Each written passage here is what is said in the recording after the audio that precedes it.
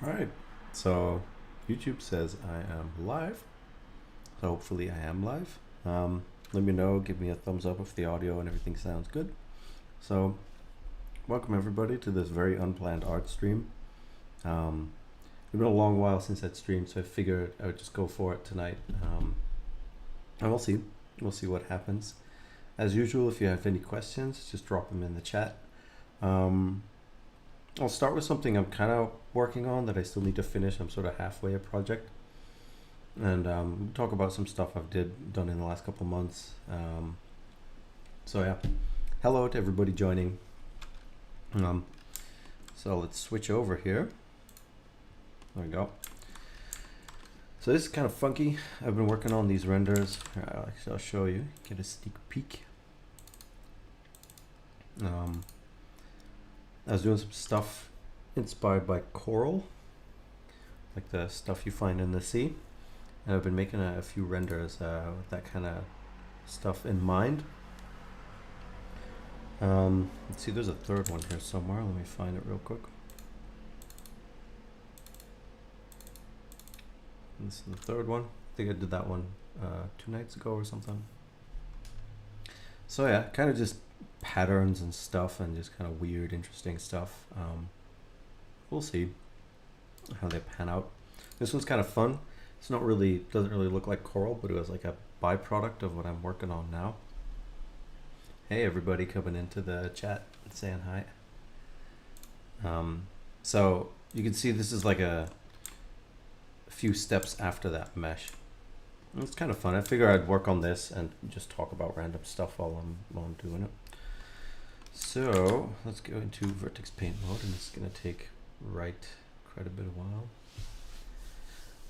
Really liking the new setup. Well, yeah, the camera, I got myself one of those cam link things so I could hook up my camera to the computer so it looks a little bit better.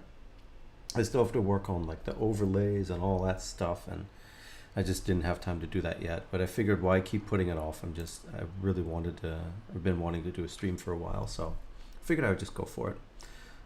So this is going to take a few minutes probably, because this is quite a high resolution mesh. So in case you're wondering what's going on here, basically I've been using base meshes and then using metaballs in a particle system to get these really kind of blobby and weird, interesting meshes. And then I've been remeshing them and doing all kinds of weird shading to them. I guess maybe it wasn't the best idea to start sort of in the middle of a project, but it's fun nonetheless. It's the shading part. We can have some fun with it. And I'll definitely talk about some stuff lately. So maybe while we're waiting for this, I can talk about where have I been, what's been going on. So, well, first of all, anybody here that bought the course, I just want to say a absolutely massive thank you. It's been super amazing just to see the response, and in my wildest dreams I really didn't think I would have sold this many copies of the course by now. So really, from the bottom of my heart, thank you very much. As some of you may or may not know, our family recently got a little bit bigger, so I've got a little baby in the house now for the last 3.5 months, and yeah, the course doing so well gave me a lot of time to be able to spend with her, especially in the beginning, and it was really special. So you know, that all that support went straight to time with the baby, so thank you everybody for that. That helped out with that. Then outside of that, I've just been busy, and obviously the baby kind of messes with your schedule, I guess. I don't quite have the same amount of computer time as I did before, so I will be getting back to doing more recordings, but again, I can't really promise anything because it's just kind of chaotic, in a good way. It's nice. I'm having a lot of fun. I'm also realizing that I do spend a lot of time behind the computer, and I do like taking a break and just kind of hanging out with the baby. She's pretty cool, so you know, there's that. But yeah, so again, you know, for the course, just thank you. I was thinking of maybe doing a separate thank you video, but I didn't know how cheesy that was. I don't know. So, oh well. Anyway, let's get back to Blender with that said. So let's see. Still getting kind of some funkiness here. I think I should have changed the smoothing first. I'm going to do that first. So let's see. Let's go back here. I'm going to have to redo that, but that's not the worst thing ever. So if you have any questions, please shoot. What am I doing? Turn off auto smooth. I don't know if that actually affects the vertex colors, but we'll have to see.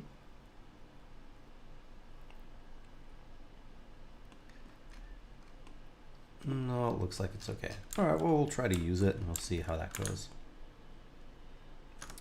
So let's open this up here. And let's actually try and find an interesting view to look at this guy. So I already had a camera view from here. Well, maybe I'll try something like a similar kind of view there. See, you still have to set this up for Instagram. There we go, and maybe a slightly more zoomed in lens. And we can still fix that later on. It's just to have something to look at. There we go. And let's see, let's close that up, and then we can throw in something here to do some shading. So, let's see, quickly look at some comments. So Alexandra, Bert, hello.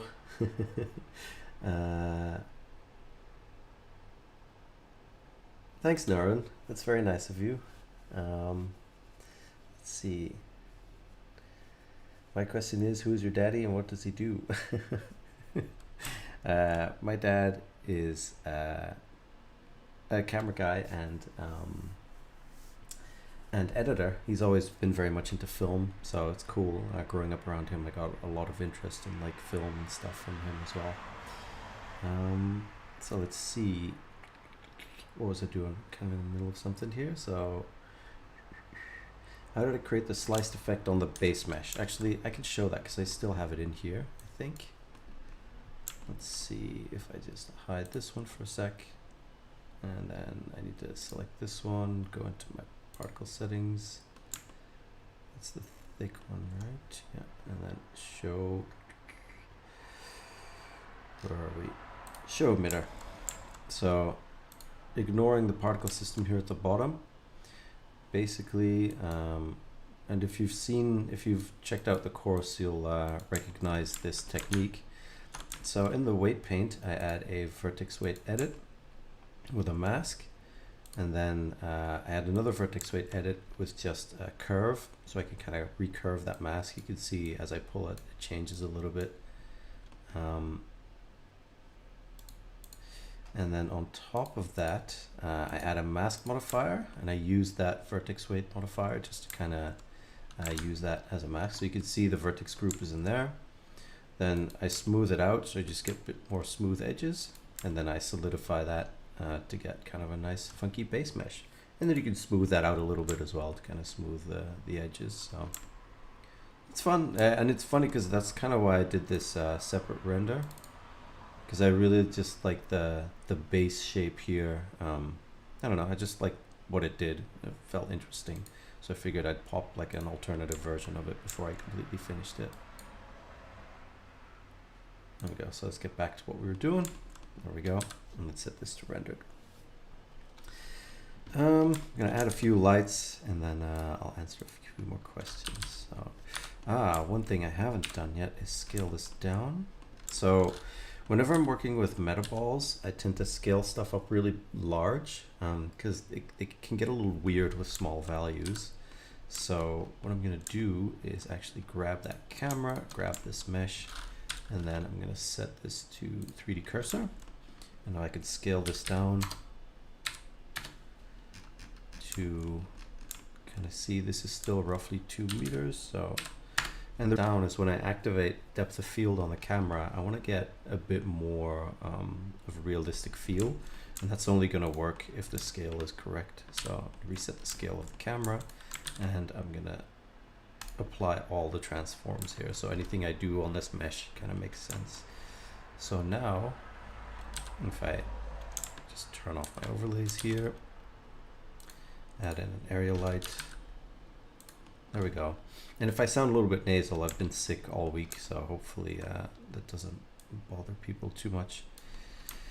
I did get tested and it was negative, so that's good. So I don't have to worry about potential bad stuff. Let's just play around with this a little bit, just so we have something to kind of play with. And we can always add more lighting later. So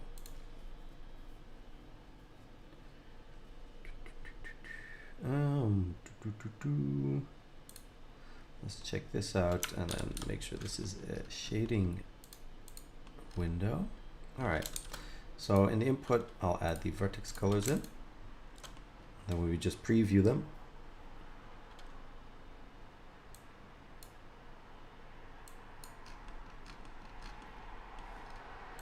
Now we get those dirty vertex colors that I added earlier, and we can use them for shading, which is kind of fun. Because if you've got a really complex mesh like this, it's hard to sometimes separate stuff out, and I want to be able to shade those like little bits separately. So this works quite well, and even if we get like some of that blobbiness in there as well, that looks kind of cool. So now we could use this as a mask, for example. And because they're vertex colors, it doesn't really take any extra calculation. They're just in there, which is nice. So let's see.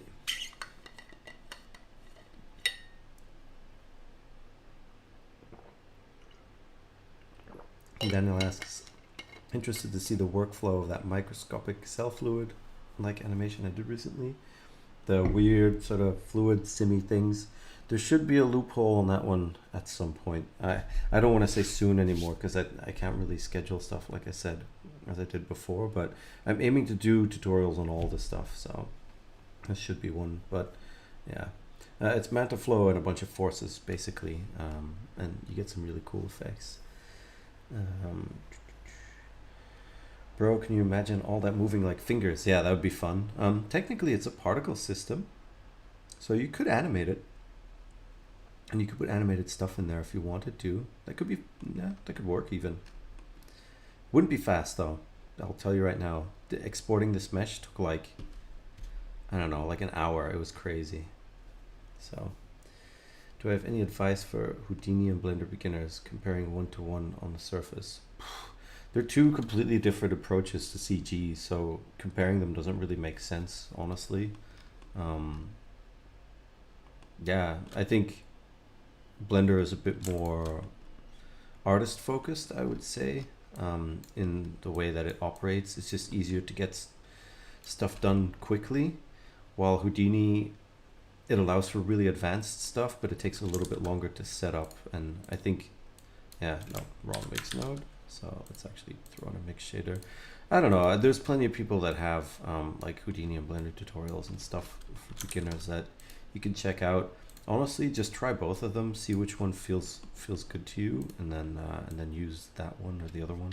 So this is actually going to be our little spiky things. So now with these set up, we can actually refine this a little bit more, and you'll see that red sort of coming through. And you can see how that immediately adds like a whole bunch of extra detail without really, I'll zoom in a little bit, without really having to do a lot of work. And then you can always pull it back a little bit more, get a bit more red in there. There we go.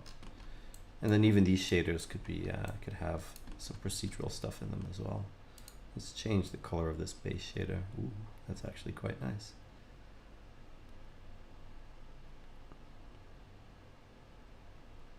No, I really like that blue. That's cool. We'll see how far we can get with this. I'll have to add some more lights. While I do that, let's have a look at a few more questions. Do I ever use animation nodes? I get this question a lot. Every now and again when I need it. It's been a while since I've used it. I'll use it. It's great, but I'm usually able to figure stuff out just in Blender without using it, which I generally prefer anyway. It's not that I don't like animation nodes. It's really good and really powerful.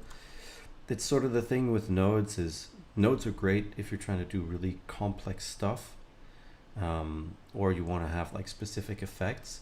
But if you want to just do simple things and you want to have simple setups, especially in client work, right, where you need to sometimes change stuff after the fact, if you've got like 50 nodes doing something fairly basic, or producing like a fairly basic result, it's going to be a pain going in there and trying to fix them and everything.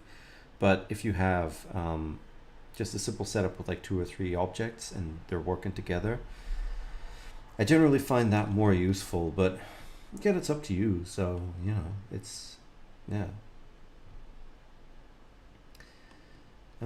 Yeah, I don't really have a perfect answer for it, honestly. Like I said, I'm still a bit sick and still a bit woozy. I'm going to eat some candy, throw some lights on here, and then I'll answer some more questions.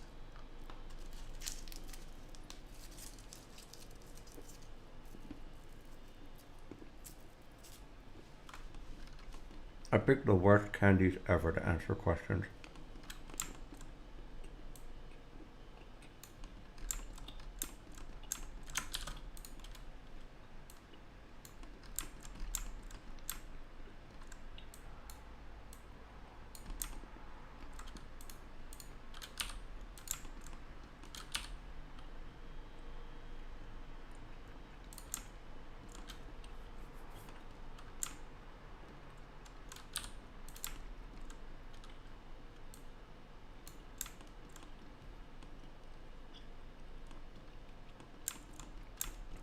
Okay, so that's kind of interesting. As if I move this up a little bit.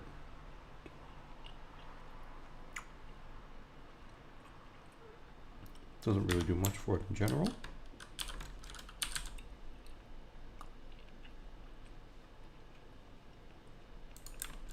There we go. Sorry about this. Again, bad candy choice.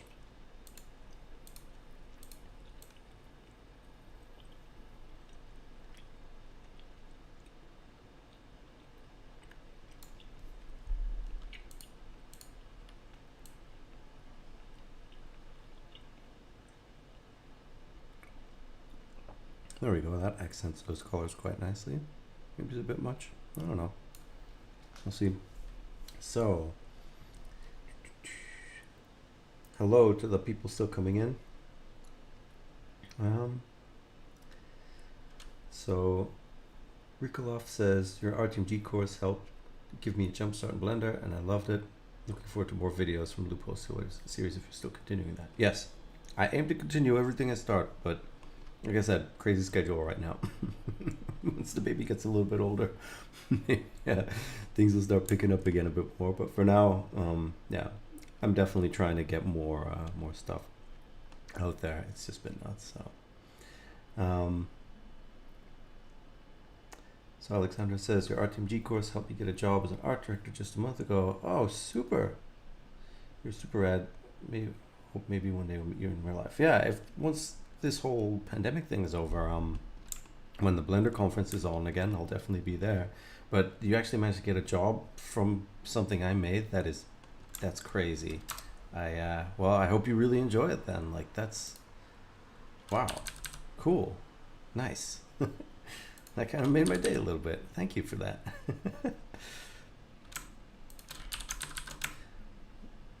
Let's see.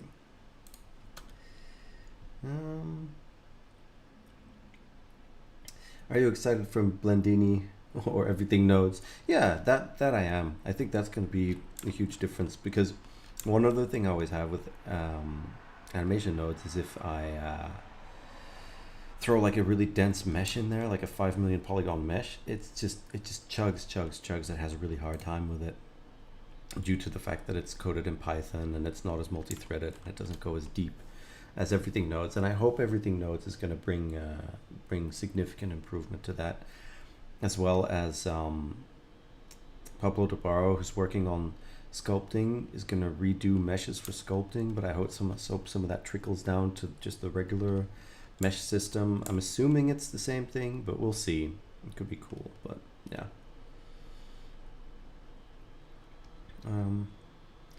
Maybe you can add subsurface and make it kind of a flesh-like material. Yeah, I was actually going to look into something like that, but maybe only the the dots here, so there's a bit more contrast with that.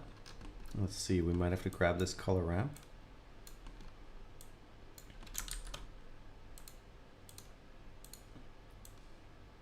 And throw that in there. And let's see, because we'll have to tighten this up a little bit. So it's just those things. And then we could just subsurface those. There we go, we could use that as a mask. And that'll look a little bit better. I'll have to multiply it though, because now it's really extreme. So I was using about 0.1-ish there. Let's throw a math node in. Multiply that by 0.1, maybe 0.15. And then we'll have to set the radius to something a bit smaller, because this is now roughly 20-ish centimeters, 25 centimeters tall maybe. Let's see, 0.05. You never really want to overdo it with subsurface, but this random walk gives a lot of really nice detail. And now that we've changed the radius to the same thing, we can just control it with the color. So if we make this red now, ooh, Blender hung there for a second. Yeah. Let's see. This is affected at all. Let's add our depth of field in as well at this point.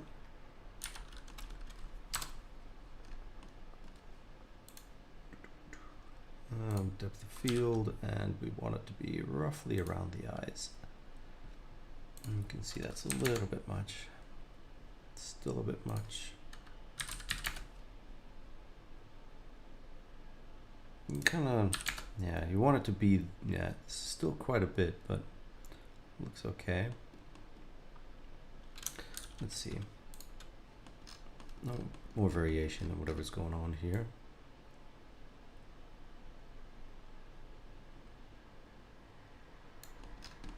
See if we can bring some color into this, a bit more color into this as well.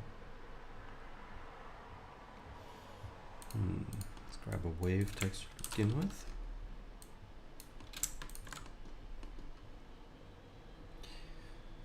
X, no, I want it on Z. Go, and then we can make it quite a bit smaller. Distort it like crazy. Get a nice funky wavy pattern. And then we'll put a color ramp in here, and I want the first color to be the one that we were using. So now you can see we've just got a bit more variation in there, but rather than, ooh, I'm going for like super over the top colors on these, by the way, so this is fun. I like this part where you're just kind of hunting for a good combo. I think the yellow that I put in originally wasn't all that bad. It has a nice warm vibe to it. Sort of complements the other stuff a little bit. Maybe bring in the blue just a bit more.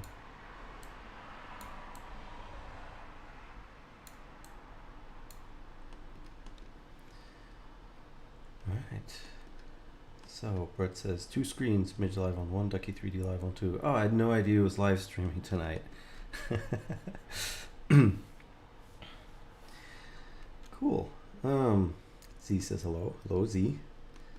San Jacob says, is 3D a full-time gig for you? Yeah. For a number of years at this point. I freelance for all kinds of stuff. It's fun. So this is actually looking pretty good. I'm kind of happy with where this is going. Let me just do a big render, and then I can answer some more questions. So, you're planning on making a new loophole video? Yes. When? Don't know. Yeah, that's the short answer. I answered it a little bit longer earlier. Your rig seems fast enough that you don't need a denoiser. No, yeah, custom build all my workstations for Blender to be as crazy as possible. So, how did I make this?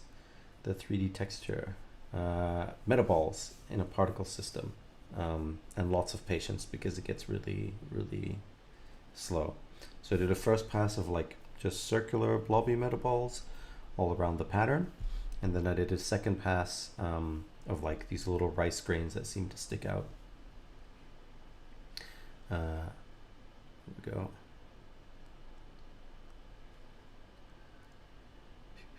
Yeah, I hope that makes sense. It's just play around with metaballs in a particle system, and you'll have a good time. I'll put it that way. Um, Congrats on the baby. Thank you. Did you get to sleep at all? Yeah. Um, Actually, me and my wife had a pretty good system going, which meant we were both able to sleep a fair amount. She obviously has to get up a little bit more to feed the baby, to do all the milk stuff. I mean, I feed her as well, but she makes the milk, so obviously she's gonna have to put in a little bit more time on that end. There's not really much you can do about that, but yeah, I help out as much as I can. That's the advantage of working at home, that I can be there for both of them as well, which is kind of nice. So let's up the contrast a little bit here. That's already looking pretty cool. I might be able to finish this and then talk about some other stuff. That'll be fun. So let's grab some curves here. Maybe push this up a little bit.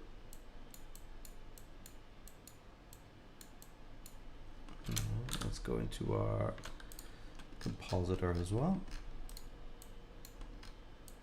Oh, here we've got the image. One of the things I always like doing is adding 2 filter nodes.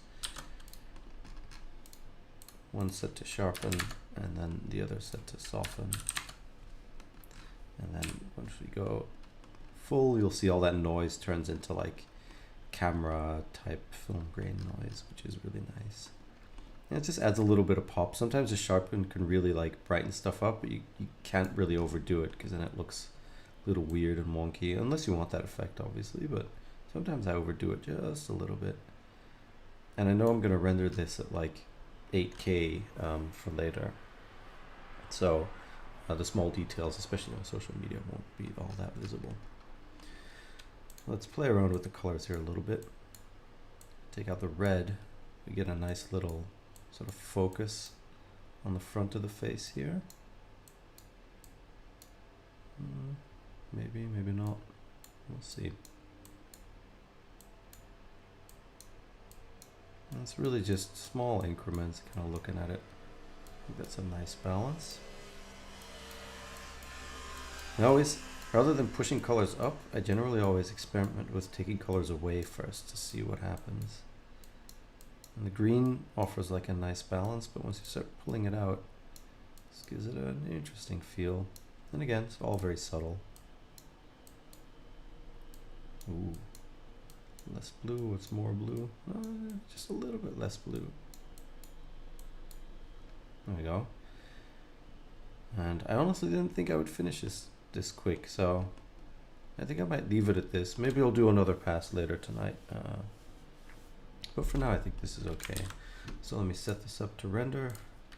Set this to 300%. Set this to about 1,000 samples.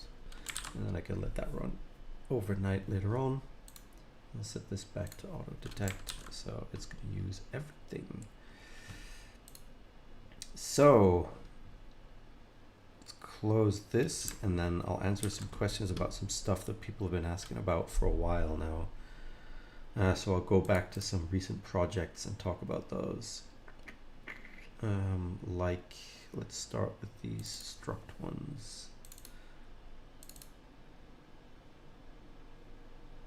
So these ones, I know people were asking about this one and this one in particular. I'll answer some questions and I'll dive into them. So the tweet of Pablo is insane, indeed, quite an improvement. Yeah, we'll see. Hopefully that trickles down to every part of meshing in Blender. That'd be cool. Back okay. Ducky 3D stopped his live. Oh, okay, cool. So it's not too overlapping. That's nice. Is this a procedural texture on a human rig? If so, that's a great node setup to get that kind of result. Well, I showed it before.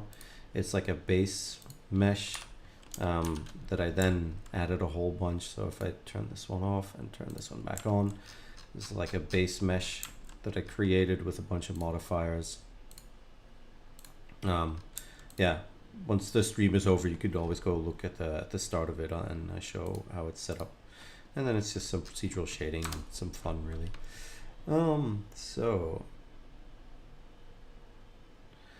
hole in the neck has quite high contrast. It's a bit distracting from the face.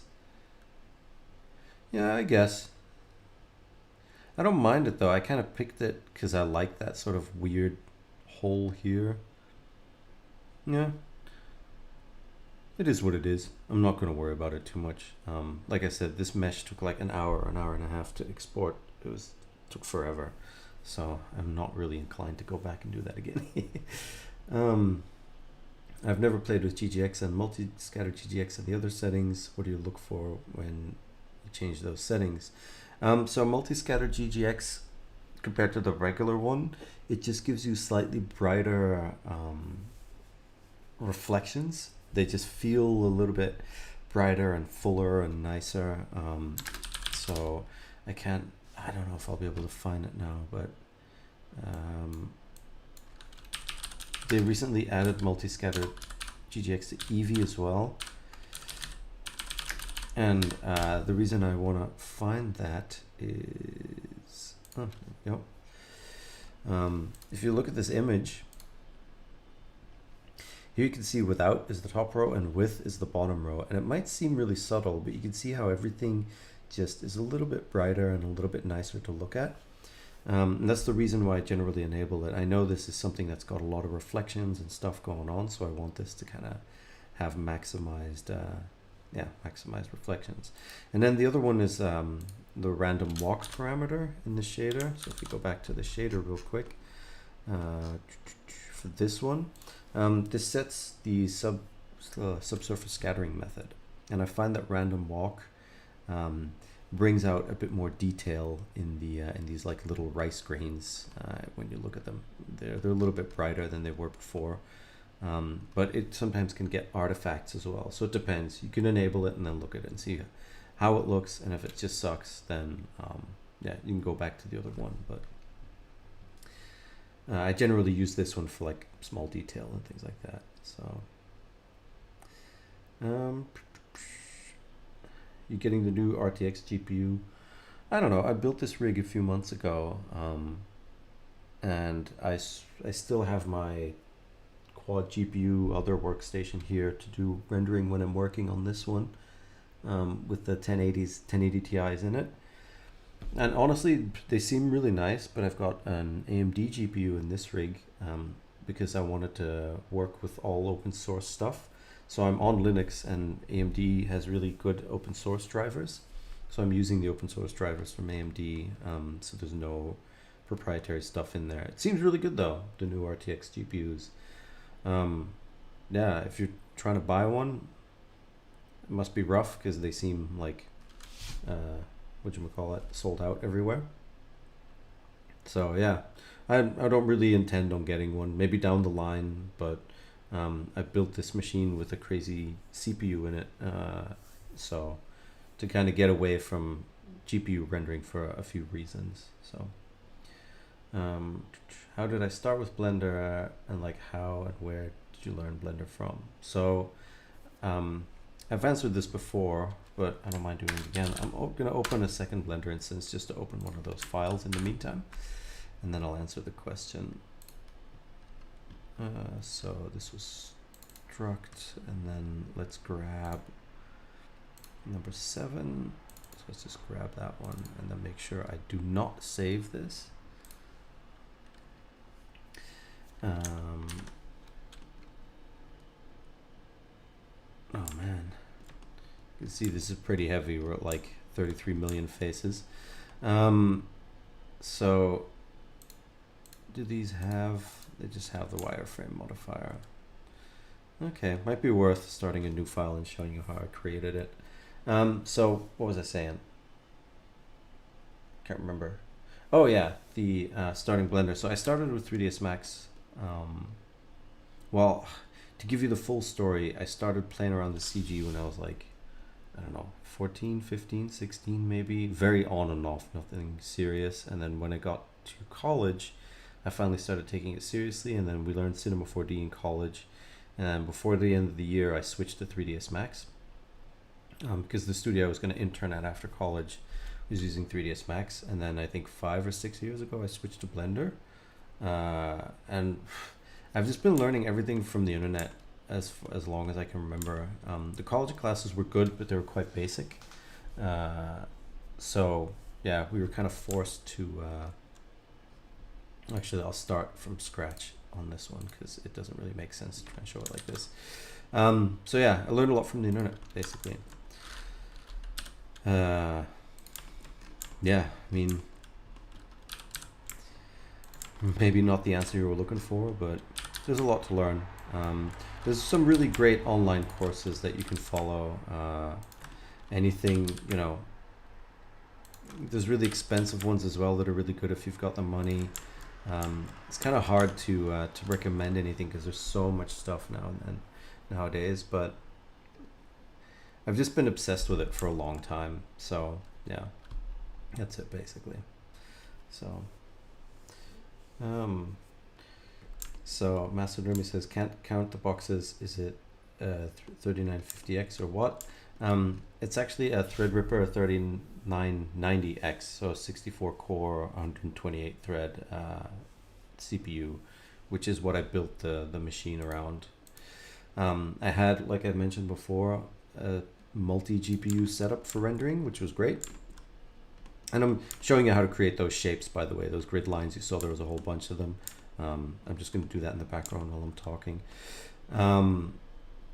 And GPU rendering is awesome, but the main issue I found with it is that I kept running out of memory, which is a shame because, well, you know, I kept using a lot of displacement and really heavy meshes, and I kept having issues with memory and things. So I wanted to go back to a setup where memory wasn't an issue.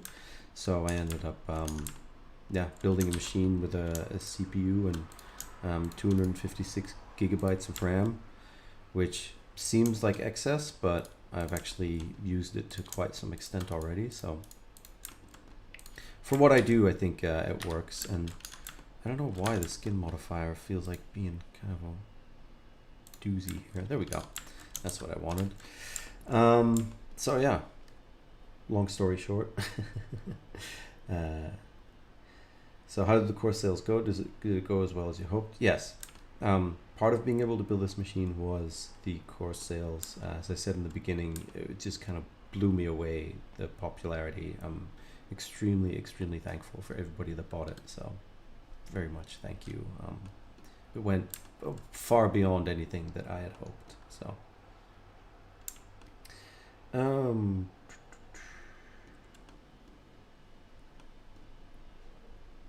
Sultan Al-Khawari says your work's an inspiration for me to keep pushing and learning. I just want to say thank you. Well, thank you for being here.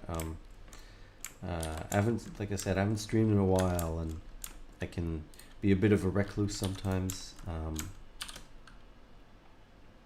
And I am still very thankful to everybody that, you know, says stuff on Instagram and things, even if I don't always have a lot of time to answer. It's cool. Like we all start somewhere, you know, and I'm definitely still very far away from where I want to be. There's so much I still want to learn and do as well. So what I'm doing here, by the way, is I'm just selecting the sort of normals on each side, and then with individual origins, you can kind of scale these down to get nice flat surfaces. So if I say normal here, so what you can do is just select one of these, hit Shift G to select similar, and then have all of them with the same normals. And because these are like kind of like square-ish, you get all those, and then I can just scale these on each individual axis. Same with this. And you saw me change the threshold a little bit, so I get the ones that are slightly sort of bent. So I'll scale this on the X, and I think we did all the axes there now. So that's one of those base shapes.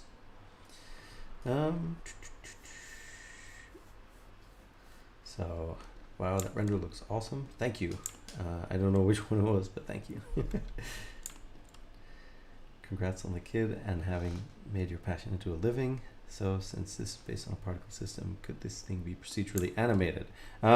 So thank you. And yeah, making your passion a living, it sounds really good on paper, but it also has drawbacks. I'm not gonna lie. It means you have a really hard time switching off in the evening, because usually when I'm done with client work, I'm still working on my own stuff in the evening. So you spend a lot of time behind a screen, and for the longest time, it didn't bother me.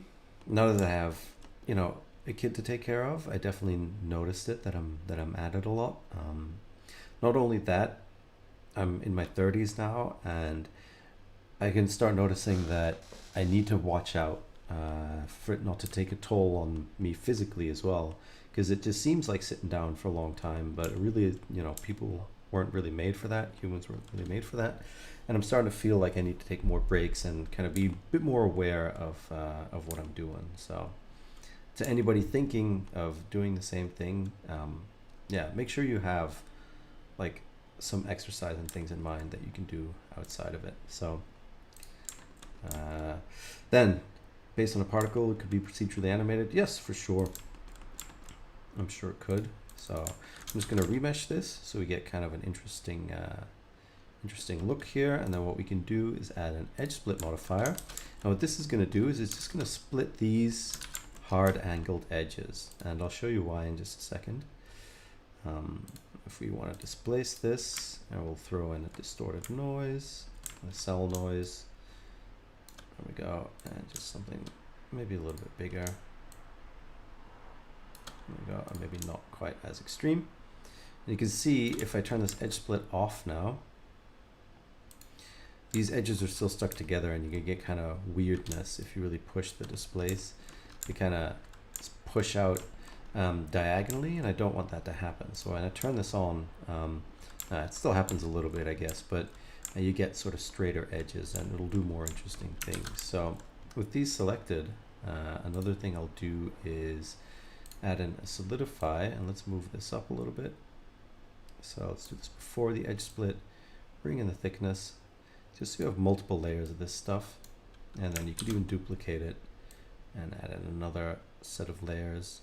And really all you're doing is just creating more and more layers. And now you'll see some of this stuff looks kind of bad. That's not to worry, because what we can do after that is once again remesh. So let's see. And I'm going to turn off remove disconnected, and now you can see we get these really sort of complex technical looking shapes. And depending on how crazy you displace this, you'll get less issues with this stuff. So maybe I'll turn the edge split off and see if that helps. No, you'll see this is not quite as good. And then to actually get those line drawings, there's two last steps. The first one is decimate. And let me actually just turn on wireframe so you can see what's going on. And if you set this decimate to planar, there we go. Is actually going to delete all the sort of interior faces, because this is like all flat planes, which is perfect for a planar decimate. And if we add a wireframe now, it's going to blow up a little bit maybe. No? Okay. Turn off even thickness to be sure. Turn on boundary so we get wires for everything. And we can go down a little bit. And then you've basically got one of those pillars that I was showing before, and then you could copy it and do everything the way you want. Yeah, I guess you could even do this with the skin modifier, but then you don't get the hard edges. And I would tweak this a little bit more to get rid of this stuff. So maybe the solidify here needs to be a little bit different. And because it's all procedural, you just pull at it and see what happens. Sometimes you get like mistakes that look pretty cool.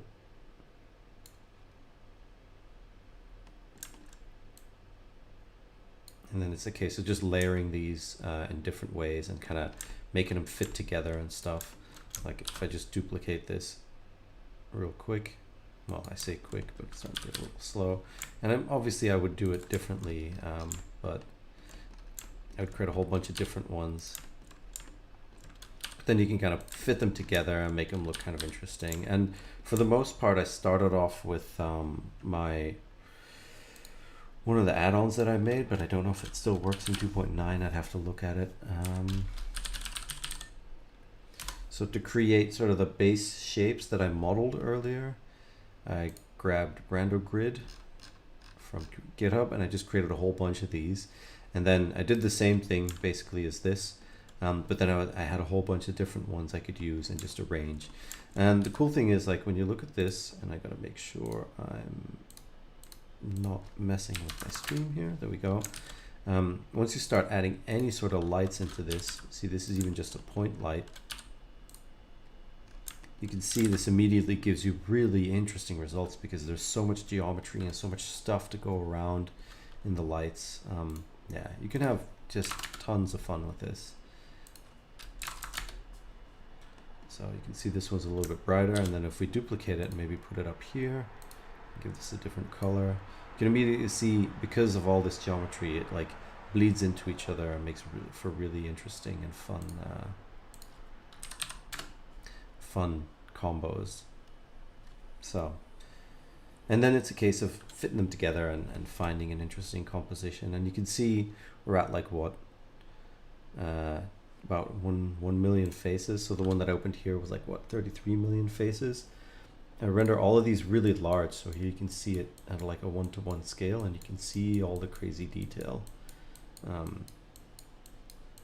And I don't always go in with like a fixed idea of what I want to do. Sometimes I just hunt for an interesting composition, and like at one point this part was like up here, and I noticed it had like a nice tower or interesting sort of feel, so I ended up using that as the center, and kind of going from there and adding in some extra lighting and maybe some fog or some volumetrics. Same with this one, it had an interesting shape, and I liked this one that sort of jutted out, so I ended up just adding in one simple sort of line with an emission shader on it, just to give it a bit more. And again, you can see, like, you can get real close to this stuff. You can actually see all the individual things. And the reason I render these so large is because I like to print them really, really big and hang them up in my office and stuff. Because at the end of the day, all of this artwork I'm making for myself rather than for anybody else. So, and you can see how the idea sort of, I guess, keeps evolving. So I made this cube really randomly one night, and I just kind of liked the way it looked. And then I ended up making like a wallpaper for myself out of it.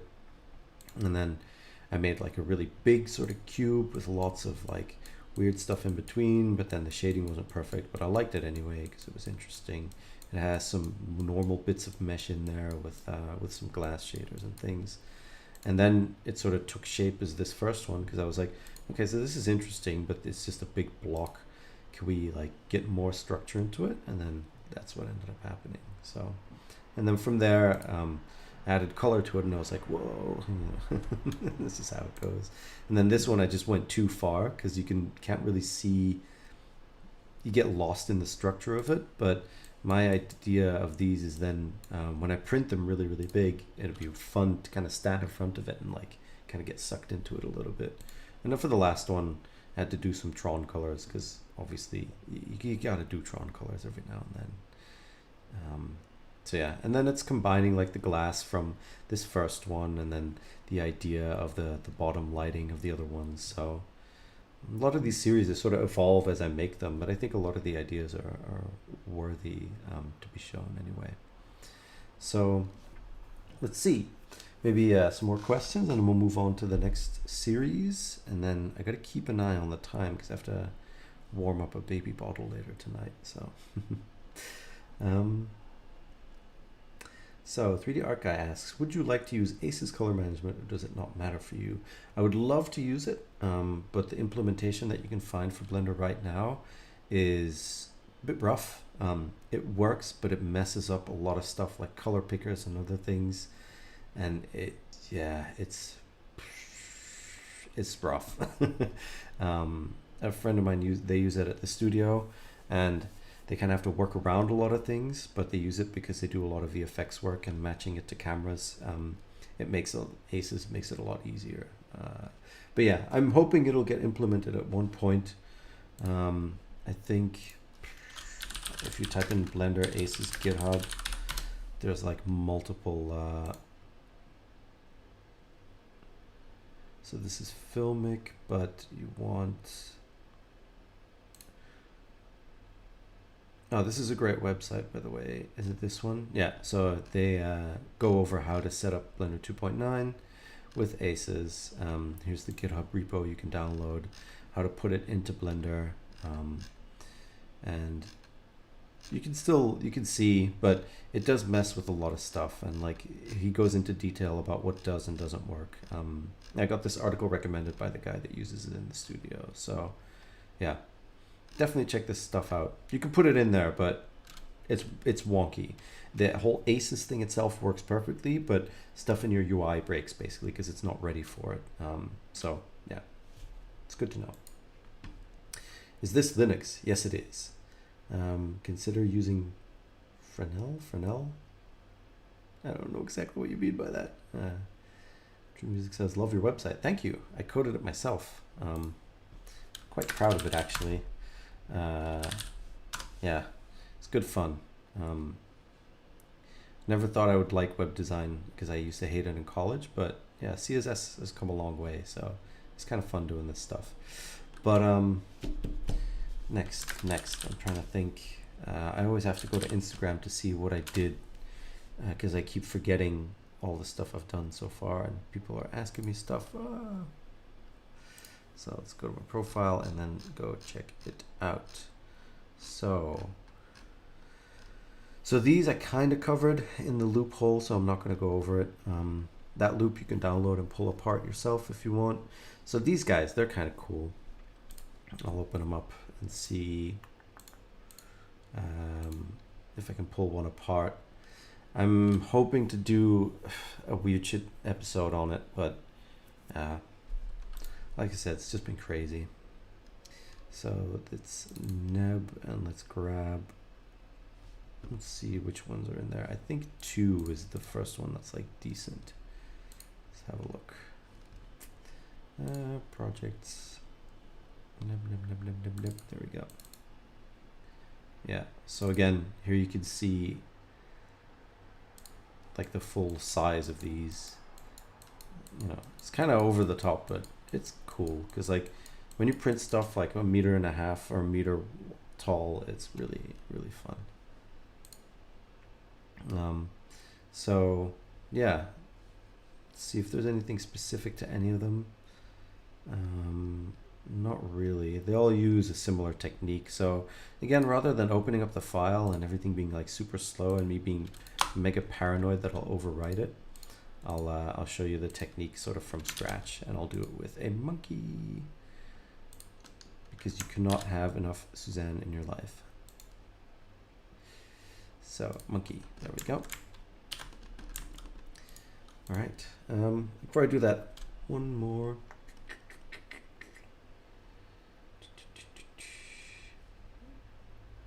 A couple more questions real quick. What distro are you on? I use Arch, by the way. Nice. I'm on Void. I usually have 2 drives in my computer, so I can test out a different distro. So I have one I can use all the time, and then another one that I can test out to see if there's anything I like about it. Because I do like to see if anything's newer or something else a bit more stable. But my main distro has been Void now for a while.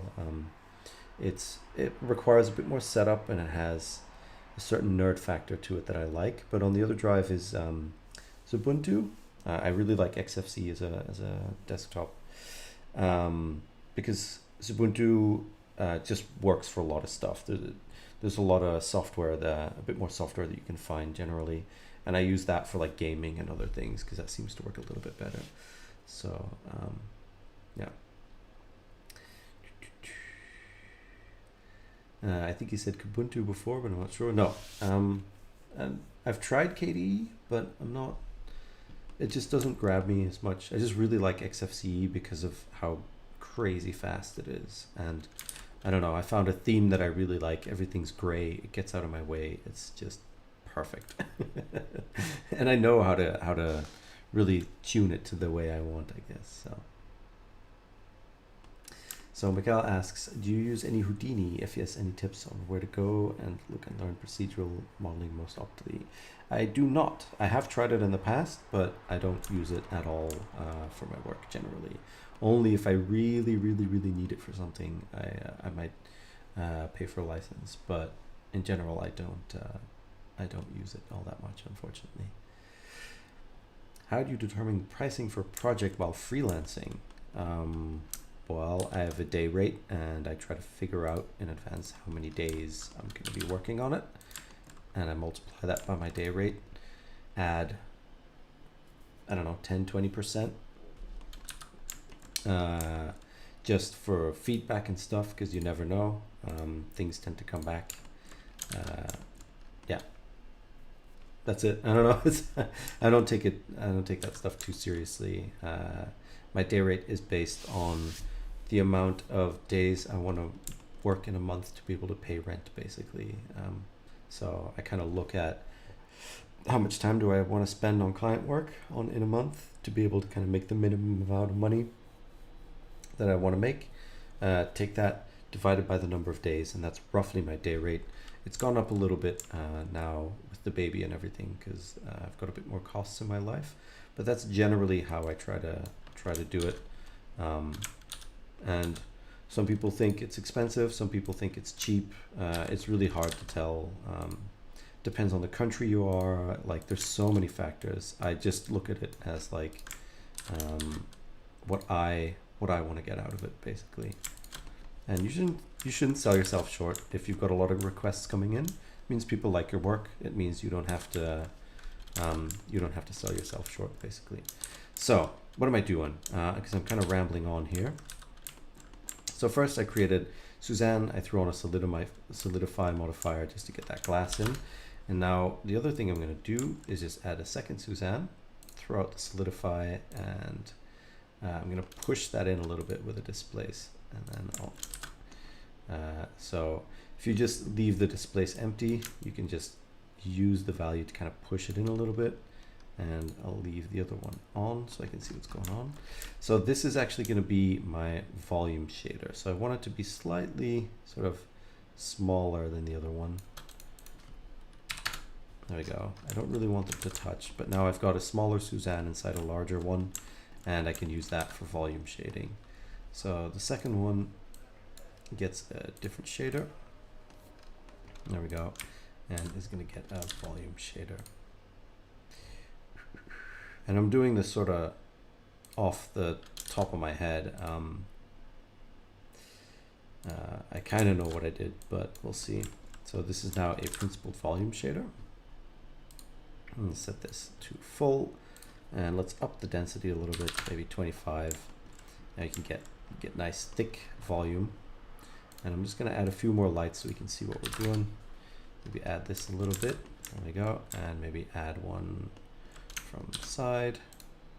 And I'm not really trying to create like super crazy art here. I'm just trying to show you how sort of the technique behind these. So let's leave that open and then talk a little bit about the volume shader.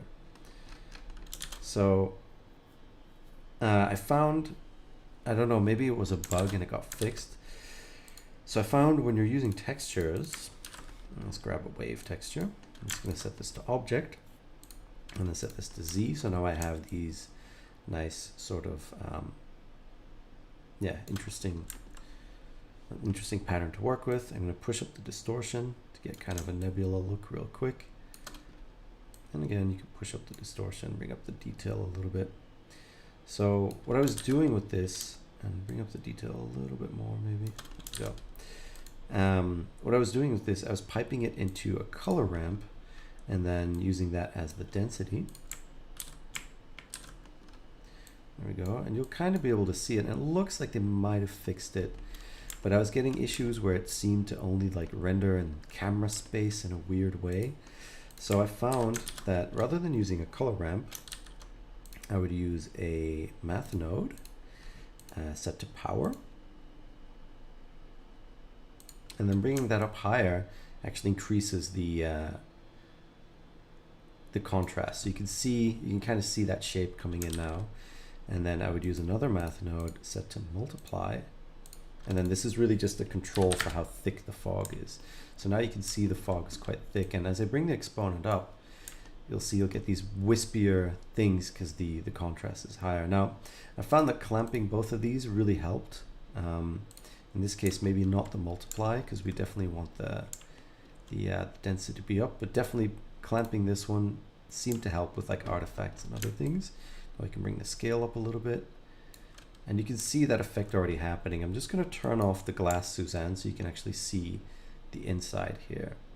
And really that's all this is. If we bring up the detail a little bit,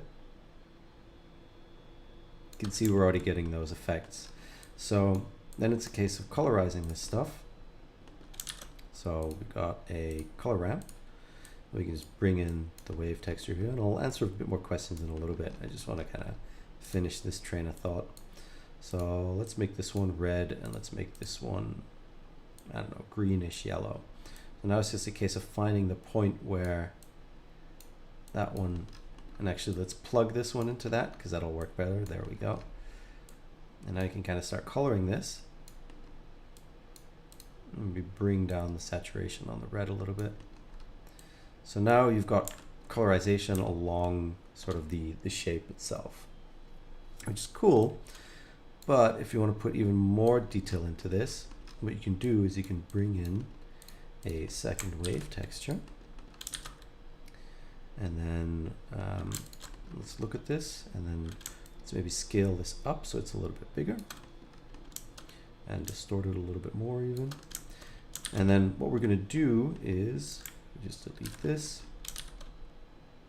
In the color, we're going to throw a hue and saturation, and then pipe this into the hue. And that means from black to white, the color is going to change. The hue is going to completely change. And we could even, if we grab a map range node, we could even control how much it shifts. But you can see immediately, like it just has really fun results, and you can play with this scale now and just mess with it. And then we can bring up the thickness a little bit more of the smoke. And again, it's not perfect, but it works. Like, it's kind of a trick more than anything else. Now when you're looking at it, that looks pretty much kind of like what we're doing. And to kind of really push this further along, I would add in maybe another layer of roughness around the edges.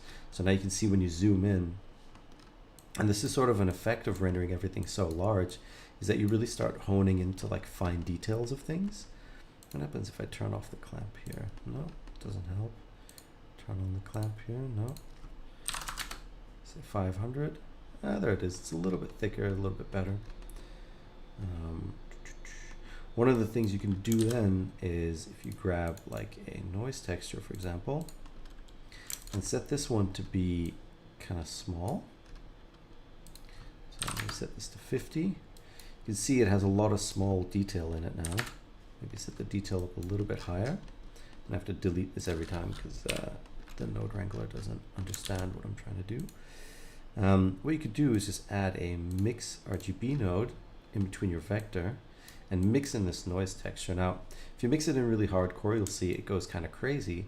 But if you just put in ever so slightly, so if I just maybe put in 0.125, now you'll see those edges are even more broken up.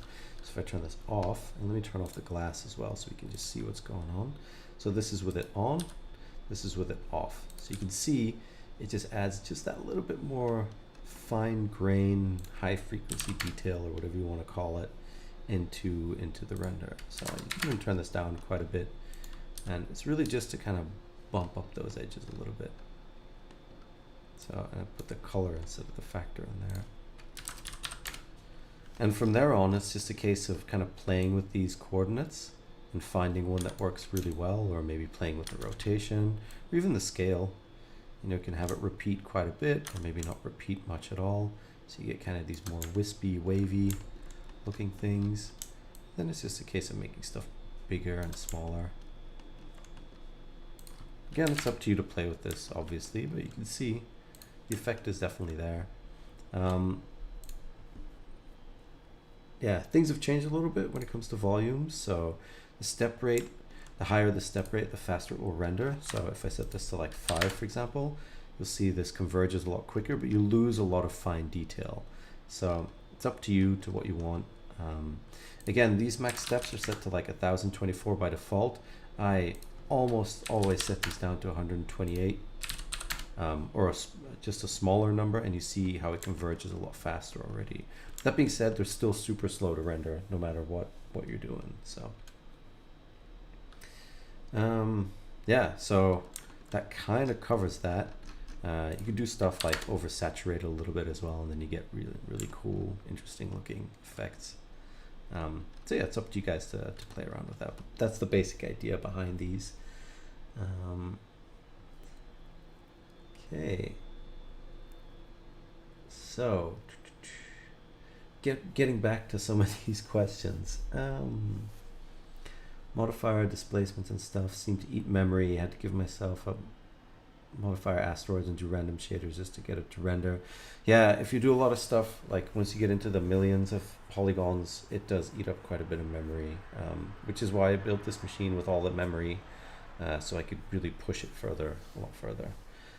So Nickname says, so I paid for a piece of a core of that Threadripper. Yeah, I guess you did in some way. I had quite a bit of money saved up already for a new computer, and that just kind of put me over the edge. So yeah, for sure, I guess you kind of did. Does anybody know how the vertex colors were added? It wasn't done manually, I imagine. Vertex colors, I don't know which vertex colors we're talking about. If it was from the first example, there's an option called dirty vertex colors, and it's in the vertex weight menu, and then you get like a nice sort of almost a cavity map in vertex colors, which is really cool. So, but I don't know if, I think we were still maybe talking about the previous thing. So yeah, sorry. You can always clarify. I'm happy to answer it if I know what we're talking about. So Noreen says, take care of yourself and your health, man. Yeah, I know. I guess sometimes you have to like go a little bit too far to realize, you know, that you need to kind of take care of yourself. So, geez, wow. Thank you, I think, I guess. Mitch, can you tell about correct name convention in the outliner? I have my own. So generally, before I used to call objects meshes. Now I call them object. So this would be object Suzanne dot 000. So Blender generally, it's gotten a little bit smarter in the last few versions. But Blender, if there's a point and then three numbers, that's sort of the internal naming convention that Blender uses. So I kind of jump in on that, and then objects will be OBJ, areas will be light, will be LGT. So light, I think this was side, for example. And then if you add something like a force, where are we? So like a force field, for example, you'd call this frc dot push. It's easier on yourself, because especially if you're just looking for a force in a big thing, you could type your prefix, and I find that helps a lot. For collections that I link in from a different file, I'll call them link dot whatever the name is, that kind of thing. But it's up to you, obviously. But I find in simple scenes, it doesn't really make that much of a difference if there's only a few objects in it. But if you start building really large scenes with a lot of stuff in it, then yeah, I guess yeah, I'll switch over to my face for a little bit and see how that goes. If you've got large scenes, then you definitely want to start putting stuff in collections, giving them names, being very clear about what's what and how it all fits together. So Sky says, looks like a city. I think we're still on the what do you call them? All the little lines. It does look kind of like a city in a weird way. The chat is so quiet. Everybody's just saying, "Oh, I don't know." I'm just rambling on. Sometimes it feels like. Evgeny, sorry for a newbie question. There are no newbie questions. There's just questions. It's all good. You don't need to apologize. How do you render a video with audio already in it? Yeah. So, that was already answered. Great. Yeah. You can render audio, but you have to set it up If we go back to Blender here real quick. Oh, and I forgot to scale my interface. Sorry about that. But yeah, if you set this to, what is it? FFmpeg video and encoding, you can set the audio codec, but you have to kind of, yeah, make it work here. Let me do that real quick so you can actually see what I'm doing. Interface. There we go. So everything's just a little bit bigger. Sorry about that. I usually do that, but I forgot about it this time. We have got to make sure that the audio codec fits the container, because unfortunately it's not like a smart menu where it'll only show you the correct ones for the correct container. So sometimes you'll try and render a video and it won't work because you're putting the wrong type of audio in the wrong type of container. It can be annoying. So yeah. Will the stream be on a channel later? Yes, streams are always immediately archived after the stream. So yeah, it usually takes like half an hour or something, and then yeah.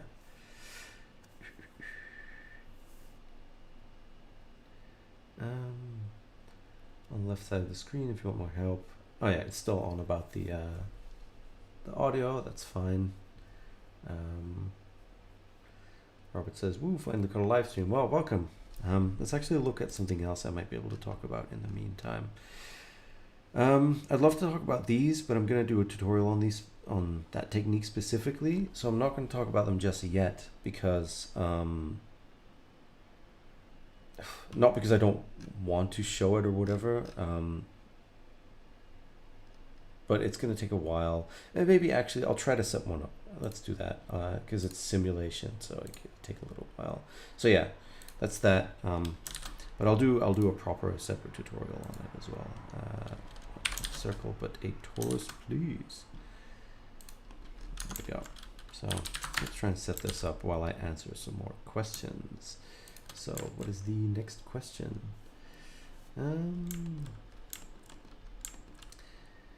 All of your work uses only Blender. I use Adobe After Effects for visuals, but at least we learned about VJ loops from you.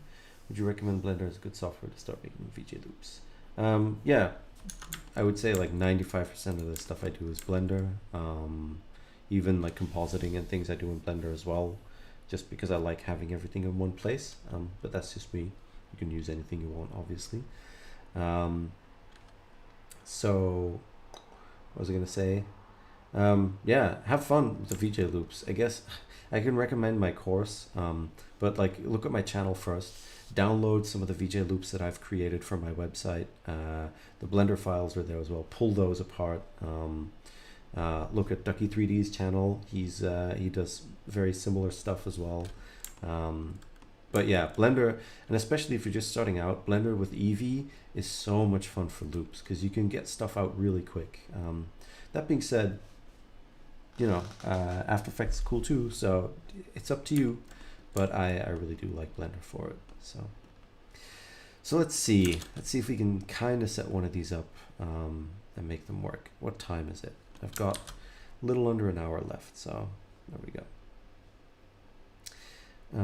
So what do I need? I need, let's see, another torus. So this is going to be my collider. This is going to be my force. And I need an emitter coming from the back as well. So I'm just going to duplicate that one. So I've got a few things to set up here. And this is going to be similar to this last one that I did, where you sort of see the liquid swirling around. It's obviously not going to be exactly the same because we don't have that much time, but the idea will be the same. So I need to make a domain, maybe make it about yay big, maybe a little bit bigger, something like that. You want to really try and optimize these domains. There we go, a little bit. So let's give these names. Let's domain fluid, and here you see that thing in action, that naming scheme. This is a force attract. This is a force.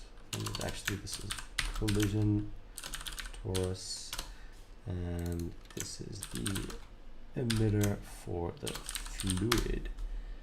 And I completely misspelled that. That's okay. There we go. Okay, more stuff, more questions.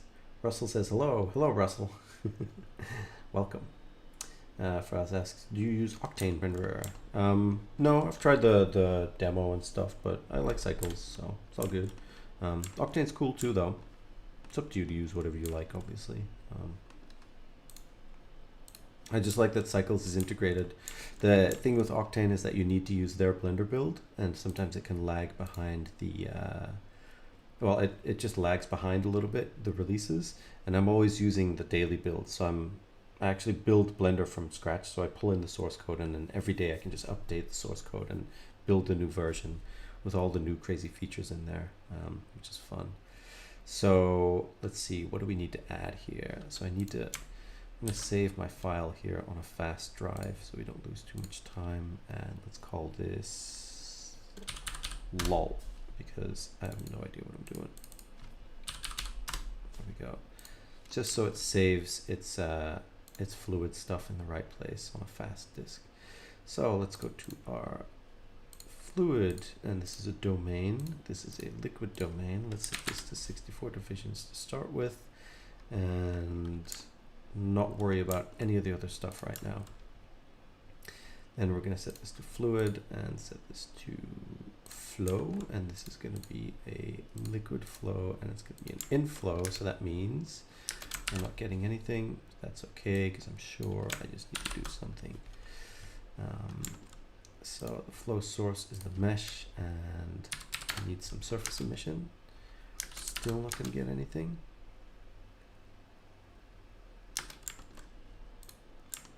I feel like there's fluid stuff going on. And let's set this to all, and let's just bake this and see what happens. I see something. Okay, so what's happening here is we have a really thin emitter, and if you look at the voxel size for the fluid, it's actually larger than the emitter, so it's having a hard time picking it up. So that's what's going on there. 300. And I won't be able to go through the whole thing, but there we go. So let's bake this, and in the meantime, just answer some questions.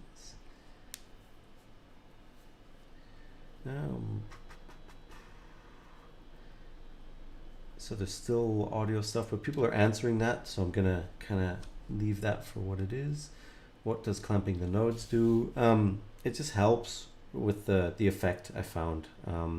It can get a little bit weird, but yeah. Can you show us the full node? Well, the thing I showed you with yeah, I doubt it's much different than what I did there. So let me have a look. I'll just open one up real quick. The fourth one was a pretty good one. So let's open that with Blender Git. So this is this one. If it starts rendering, oh, it's going to take a while because there's displacement on the glass, and I'm not going to worry about that just yet. So this is the Nebula.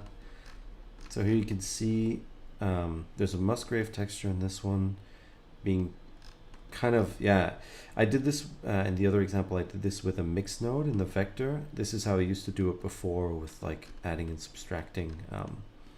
It's kind of extreme, but it's the same idea. And then here you see the same thing where this wave texture gets pushed into the hue. It's one texture distorting another texture that's being colorized, and then it's the principled volume. So it's the same idea basically. Yeah, that's it. So let's see here if we actually, ooh, we've got a lot going on. So there we go. This is what I wanted. So right now we've got some fluid stuff going on, and it's looking pretty good. So that's nice, but we don't want any gravity because we just want the fluid to emit from itself. So yeah, the episode will automatically be archived, so you can always look at it at a later date. So people are talking. Oh, hey, Paul. Hope you're doing well. Please, can you show us a scene that maxed out your memory? Man, even just the ones I've been doing lately. This one with displacement was using about 128 gigs of RAM, I think. I'm trying to think which ones, because there's a lot of client work that I've been doing that I unfortunately can't show. Yeah, some of these have pretty high memory usage. The trees that I did recently, they easily run up pretty high. Basically anything with displacement that I'm rendering at like 8K is just, it just instantly goes crazy. And that's what I was having issues with, because the 1080 Ti's in the other machine have 8 gigabytes of video memory, and you can very quickly hit that once you start using displacement on multiple things. So let's see what's going on here. So nothing, and the reason for that is it's not really pushing out, and that's fine, because now I need to add forces to this, because I don't have any gravity in here. There's nothing really, the fluid sort of starts, but then it doesn't go anywhere, so it's not really trying to do anything. So what we want to do is we're going to free this, and we're going to add a few forces to the scene. So first of all, let's add a surface force field, sorry, just a normal force field, and then set this to surface. And if I set this to like minus something, any minus value, it's going to try and pull the fluid towards the surface. So anywhere it is, it's going to try and pull it in. And when you look at these animations, where are they? Down here? No, up here. If you look at this one, you can see how it's sort of swirling around, and that's because that force is already just pushing it in again. So even if we just very quickly do this, and I'm sorry if I'm rushing a little bit, I just need to make sure I quit in time to go give the baby some food. Let's see. So, evening, Bunny on a Bender, welcome for joining. Sam, holy balls, you're dropping so many gold nuggets here, man. It's all good. I have weird ways of working, but I'm glad you're enjoying them. So here you'll see this is pushing the fluid, but because the fluid gets kind of pushed back, you're already getting really wild and cool results. And if you look at this, if you kind of extrapolate from that, and if you look at this album cover that I did recently, it's a very similar technique where I'm just emitting fluid and then having a force kind of push it in, pull it into yourself. But the problem is, if I would let this, if we would keep this going, it would kind of explode because the forces go kind of crazy. So we need a few more things to kind of control that. So one of those is a drag force. And the reason you add a drag force is, especially with MantaFlow, if you add a force, it sort of just keeps adding the force exponentially to it. So if you do it with fire or fluids or whatever, they'll just like explode after a while and go completely crazy. Well, if you add just some drag to it, maybe just a little bit, basically what you're saying is up until a certain point, the force is going to keep itself under control a little bit, which is really nice. So if we go back and bake this a little bit, just a couple of frames, see what that does.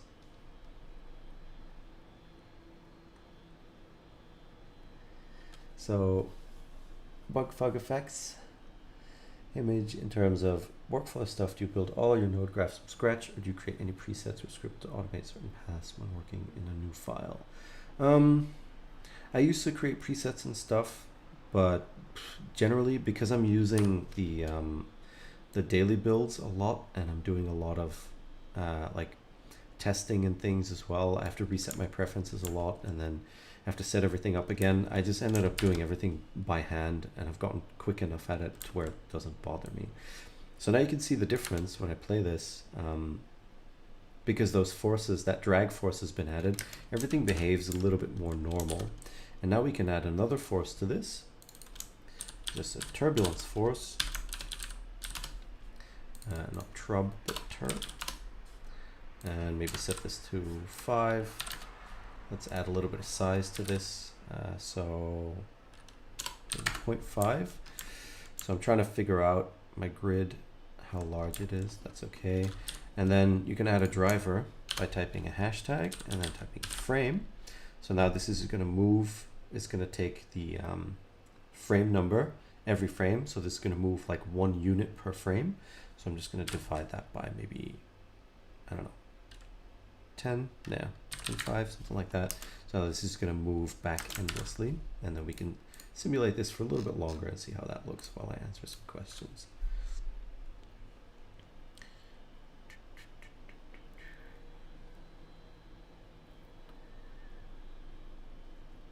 So I know that every texture is either white or black or 0 and 1, but do textures go outside that limit sometimes, and how?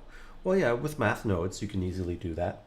If you know a texture is black and white and you multiply it by like 10, you'll know that it go from 0 to 10 instead of from 0 to 1. Generally, for any sort of map, like a roughness map or a diffuse map or whatever, you kind of want to stay between 0 and 1. And especially for a diffuse map, you never want to really hit 1. You want to hit like 0.8, 0.9-ish values, so your render doesn't take forever. But yeah, you can do all kinds of funky stuff. If you use an emission map, then maybe you want it to go higher.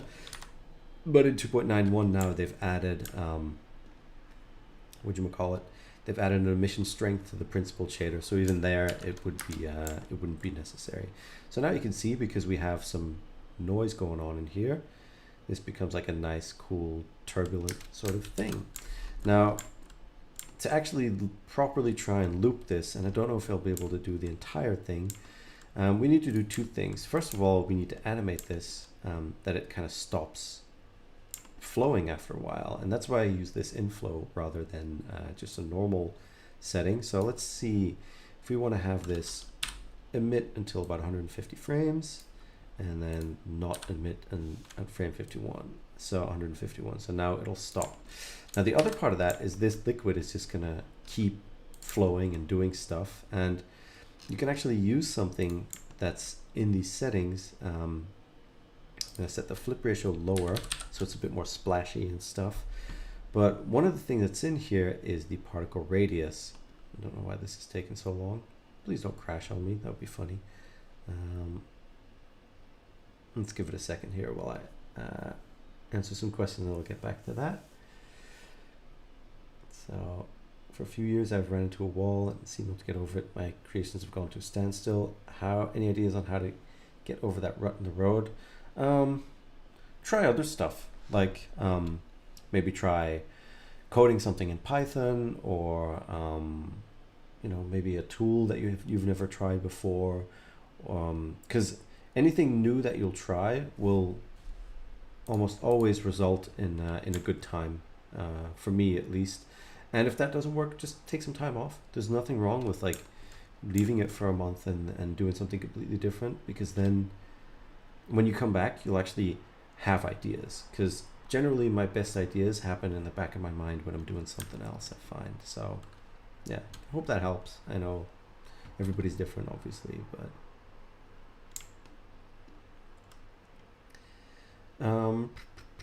so John O says, thanks for all your insights. Well, thank you for joining, John. How do your print sales fare? Is there a surge after this style of prints? I'll be honest, prints don't really happen all that much for me.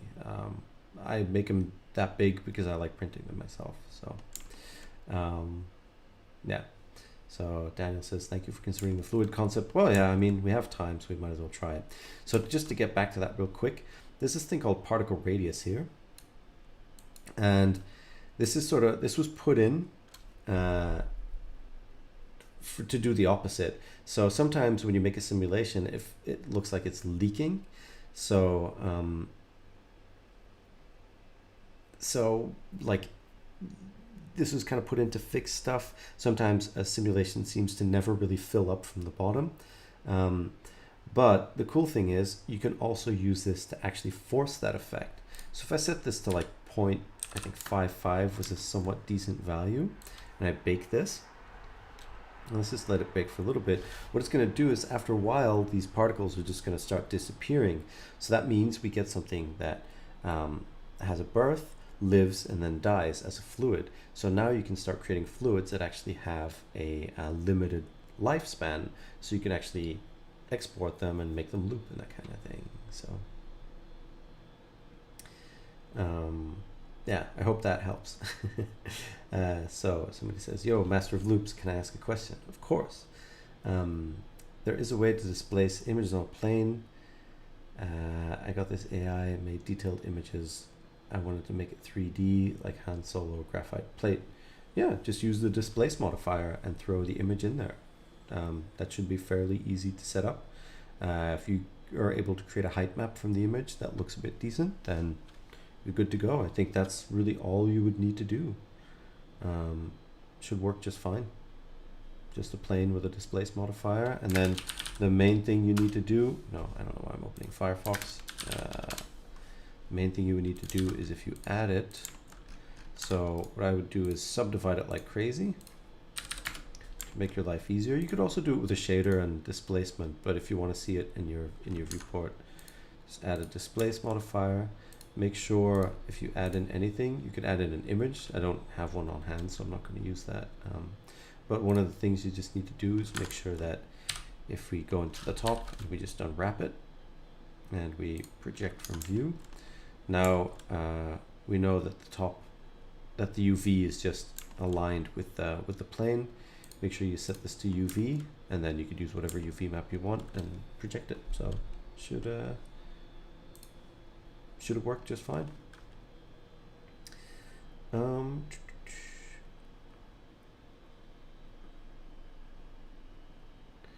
So Jarvis asks, I've watched one of your workflow videos and I made my version of that, and I need you to see how can I share it with you.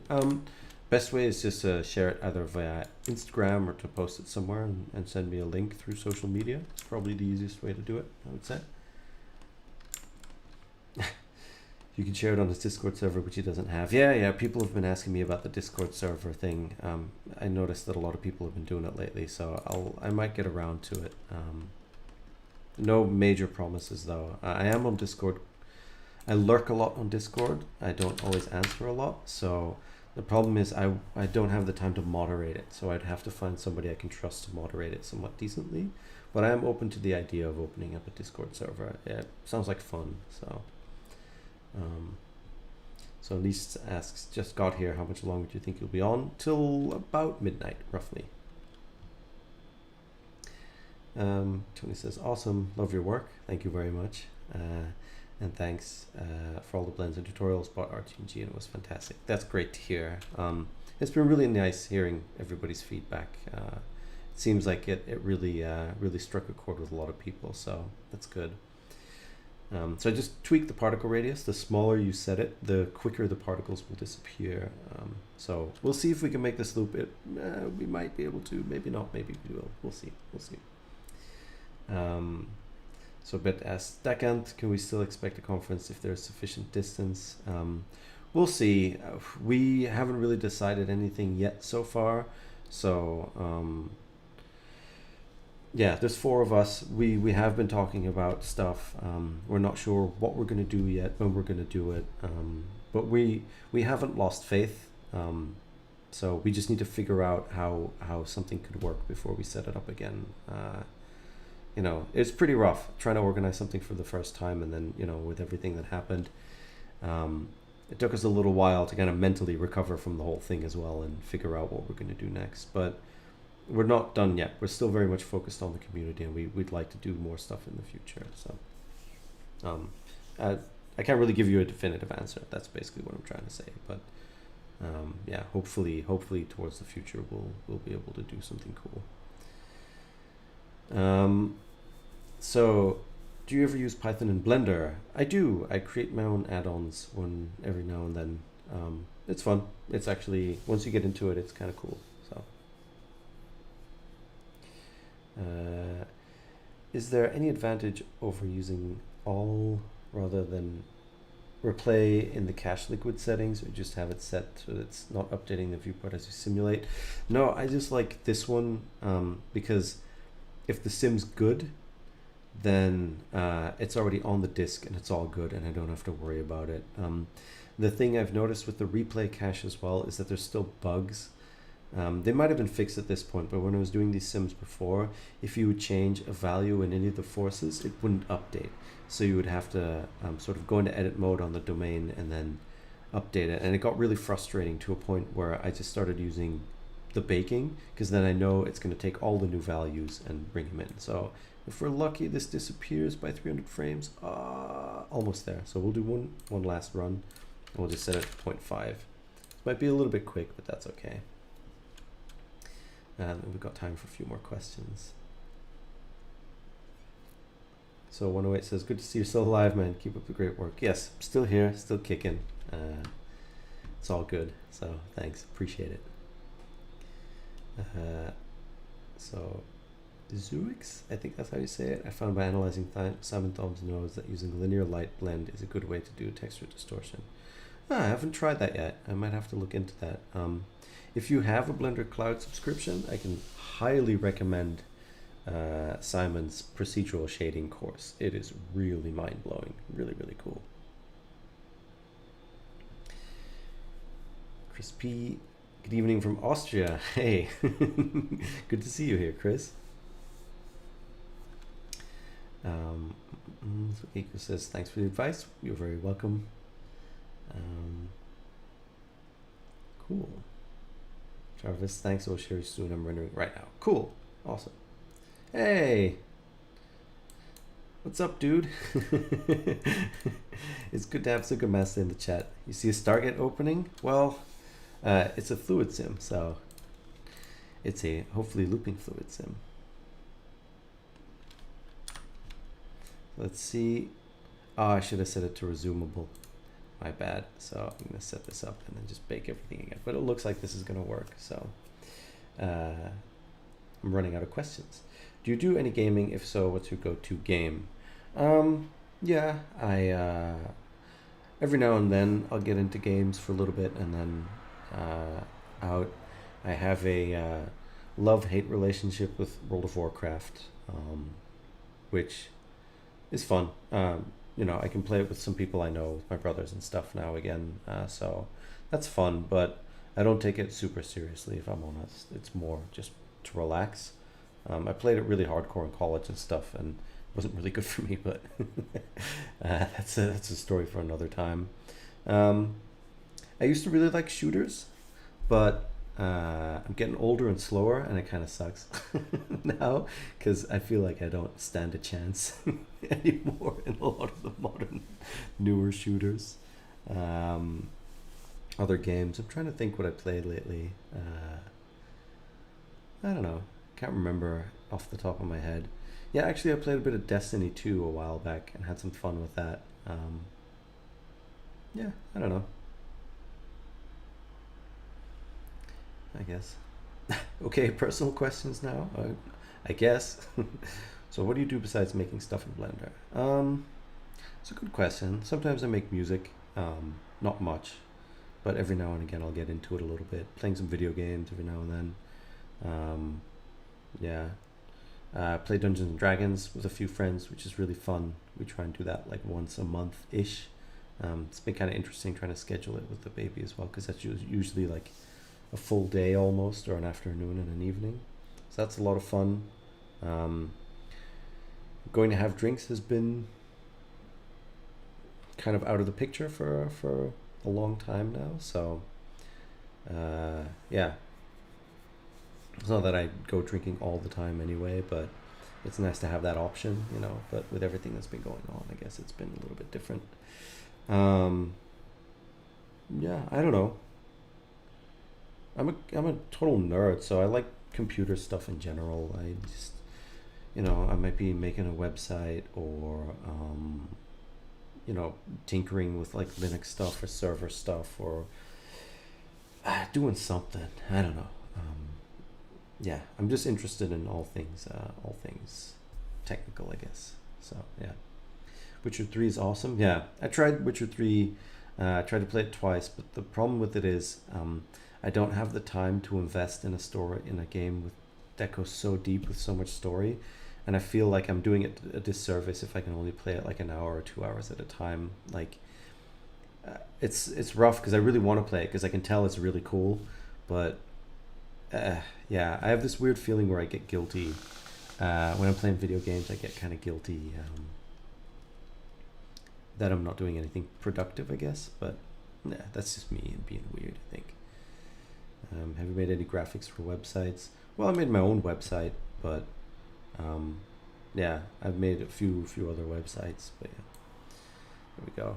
So there we go. Now we got finally a fluid sim. Unfortunately, they disappear a little bit too quick, so it'll be tweaking that particle radius to get it to where it fills up nicely. But for now, let's just leave it at this, generate a mesh, and then finish the process with roughly half an hour left. Why can't I do the mesh itself?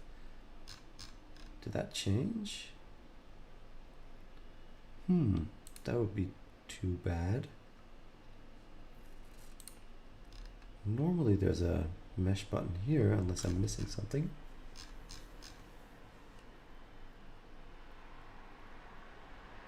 Okay, well, I guess we'll just have to bake it again, and we'll tweak that particle setting real quick. Yeah, okay, let's just bake everything, and then we have the mesh.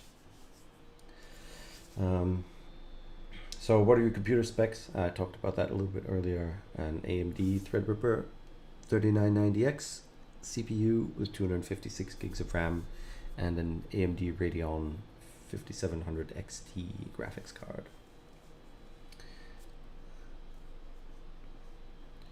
You're caching on all, not modular. Yeah, that was my mistake. But normally when you cache all, you still get a button to cache the mesh separately if you haven't done it yet, I think. Unless I'm just tired and mistaken. But yeah, let's see.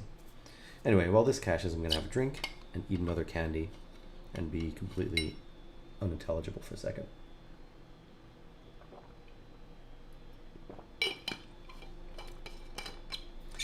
$256 gigs of RAM, lovely. Yes. And you'll actually want to know, I've been doing stuff with metaballs lately, generating like 30 million polygon meshes with them. And that RAM comes in handy, but man, does it take a long, long time.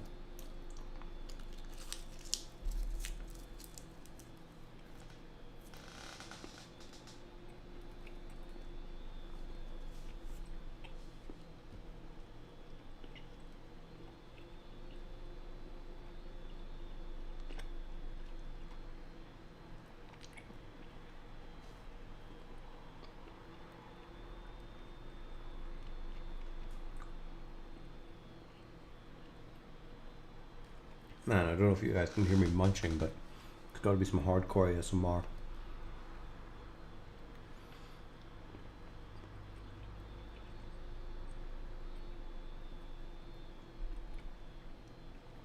You usually have the specs of the computer in like a little overlay, but I've honestly, I just didn't have the time to set anything up, so I quickly just switched between.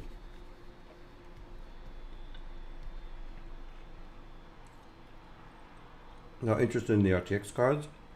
Somebody asked me that before. They're cool, but I've got a multi-GPU rig in my other workstation here to do rendering while I'm working. And because I kept running out of video memory when doing like displacement and using a lot of heavy meshes and stuff, I really apologize for eating while I'm saying this. I built this machine so I could use just obscene amounts of RAM to render everything I ever wanted. So while they seem really cool and fast, I don't have a use for them right now. And I specifically switched from using NVIDIA cards to an AMD card so I could use the open source drivers on Linux and don't have to deal with drivers and stuff, proprietary stuff on the computer or in the system. Excuse me.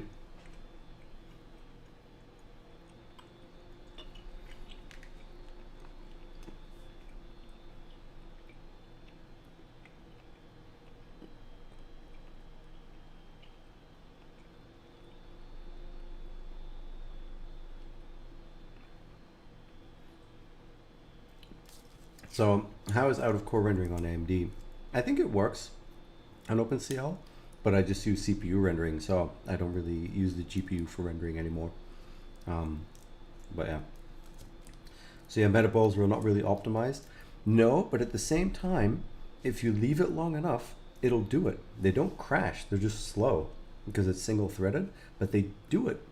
And that's like the frustrating thing, because like if you speed that up, it's an amazing tool. The meshes are meh. I tend to remesh them afterwards, especially for stills, but it'll chug through anything you throw it at. Like I'm doing 100,000 or like maybe 150,000 metaball particles at like a very, very small setting, and it does it. So it's cool. But yeah, what is that candy? Somebody asked. So this is a very Belgian candy. It's called Chocotof. I don't know if you're able to read this. There we go. It's a caramel wrapped in chocolate. They're very good, but they're very sticky, so they take you a little while to eat. Which artists inspire you? Man, that's always a fun question. So, Beksinski is was unfortunately a painter. I'm not gonna try and pronounce his first name. No, I wanted to try, but I'm not gonna do it. But he paints really just, well, painted, because unfortunately he passed away, but he makes this really amazing kind of creepy stuff. Yeah, if you start looking up his work, the detail in it is absolutely amazing. Really cool. He's probably like my all-time favorite artist if I had to pick one. Like this is a very well-known one, which is really cool. Yeah, it's not very happy art, but very interesting. And I think at times you can definitely feel some of his stuff very influenced by it. Another person I really like is Chet Zar. I think it's his Z-A-R. I always forget how to spell his name. Yeah, he does all these really cool portraits of all these really weird, freaky dudes. And kind of fun. So, yeah, I could browse through this stuff for ages. Really cool. Then another favorite of mine is G-Monk. He's a motion graphics artist. He worked on Tron and things. He actually did the original Windows 10 background as well, which is interesting. But you can see it's very motion graphicsy, but like he was doing this stuff together with like a crew of people in the same sort of in the same sphere, like Ash Thorpe and some of the other ones, people and things. A lot of those guys are really early to these styles, and yeah, did some really cool stuff. So that's only to name a few. And there's a lot of artists that I like that I follow on Instagram. I usually have like, I think it's 88 people that I follow on Instagram, and I rotate them out because I don't want to have like a crazy amount of things coming in. I want to be able to see everything that I'm following, and I tend to kind of go from there. So that's 3 at least that are kind of cool. So now we've got something that works. Does it disappear? Did we get lucky? Ah. Yeah, kind of. Okay, doesn't matter. So I would spend more time at all this stuff. So let's just hide all this. And I just want the fluid. So then it's a case of exporting this to an Alembic. So I want to just export the selected objects.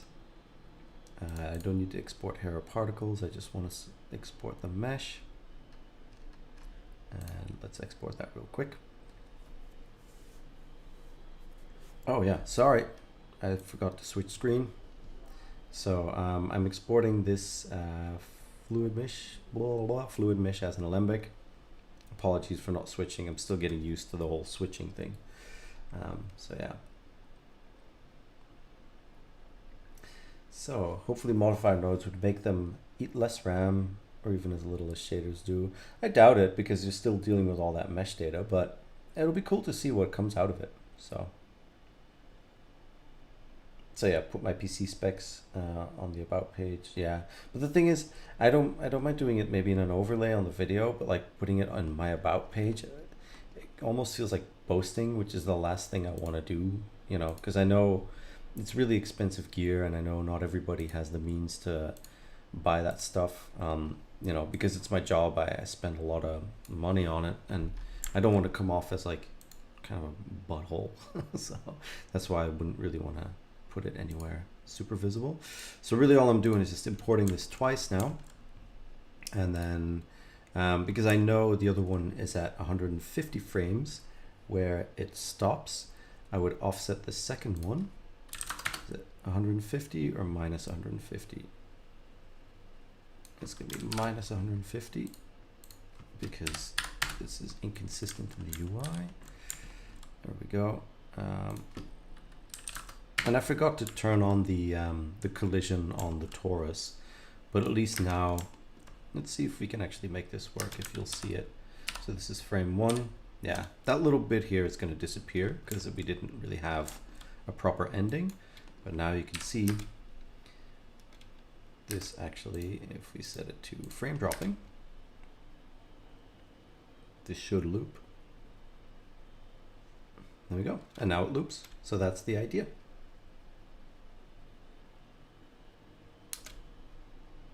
So yeah, there's a very, very quick way to do it. I'll do a loophole episode on how to do it properly. But yeah, basically that's it. It's really the only thing, the only two things that are important, well, I guess, to it is in the emitter to animate the use flow, to turn off the flow whenever you want it. And then whenever it starts flowing to whenever it stops flowing, that's your sort of frame range to loop. And then you need to make sure that in the domain, you set this particle radius to something around 0.5 I found works. But again, for every simulation it's different. So you're gonna have to change the value, simulate, change the value, simulate, change the value, simulate. So you can get pretty old pretty quick. And unfortunately, the more divisions you have, the slower I think it seems to dissipate. So sometimes you have to simulate it multiple times on like the final resolution, which is just takes forever and it sucks. But you know, if it works, right? There we go. So yeah. So like it says, I love your Blender layout setup, love your work too. Thank you. Well, thank you for joining as well. So so Nickname asks, what kind of work are you getting now that live shows are not a thing? I worked in a studio that concert viz that's probably not coming back. Been doing some music video VFX, not really my thing. I'm lucky that I've been working on a research project since April that involves designing 3D printed footwear. So that's been kind of going on since April. It was pretty good timing because it has been kind of quiet when it comes to shows and stuff. Been getting some album covers in. Music videos have slowed down as well, it seems. Lots of random stuff. Doing like a medical animation now. I do all kinds of stuff really, but I don't always show everything I'm doing because some of it isn't really that super interesting. Depends. I don't know, we'll see. It really depends. But it's been a bit more general, a bit more broad, I guess.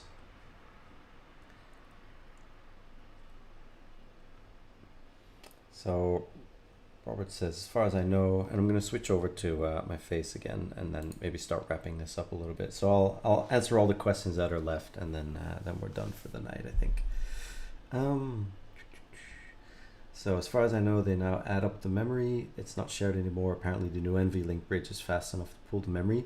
Yes, but even then, you know, it's still 48 gigabytes. Like if I would shell out the, what is it, $3,000 for two RDX 3090s, let's say, and you need to still find and buy an NVLink bridge because now they've completely done away with SLI. So you'd have to see, you know, if it's going to still be sold and supported. You'd still be up to 48 gigs of RAM, which is pretty good, mind you. But again, like I had a 64 gig machine before, and I actually upgraded because even those 64 gigs were just not enough at really high resolutions. So yeah, it's up to you, of course, but that was for what I was doing. It still wouldn't have been enough, unfortunately. So is like everything Node still in the pipeline, or is it like an actual thing in Blender, like official? Yeah, right now I think he's mostly working on particles. If you go into the preferences and then go turn on developer extras, and you get this experimental tab. You could turn on the new particle system, but they're still working on it. I think it was particles, and I believe they said modifiers were the first two things they were going to do, but don't expect that to be like 3 months out. This is a really long-term project. Like, it's going to be at least, if I had to guess, at least a year before we really see anything materialize out of it, and probably a year or two before it's like fully a thing. I mean, MantaFlow started out like a few years ago, so yeah, this stuff takes a while because they really need to think it through on how they actually create it properly and make sure that it works for everybody using it. So again, all this stuff is really cool, but always give it time. Try it out every now and then, but yeah, developers, they need to do things right, and it takes a while. So so Quentin says, hey, a pleasure to catch you live. When you're doing a creation, do you already have something in mind? You're just exploring stuff with modifiers? Usually. Sometimes I have an idea of kind of where I want to go, and sometimes I'm just farting around trying stuff. So yeah. Somebody said experimental options. Switch view. Yeah, sorry about that view mess up earlier. They sound like chocolate eclairs that Cadbury's make. Maybe, could be. I lived in Ireland for a few years, so going from Belgian chocolate to Cadbury's was pretty rough, I can tell you that much. It's not that Cadbury's is bad, it's just that I'm very used to Belgian chocolate, and in my opinion, it's a lot better. So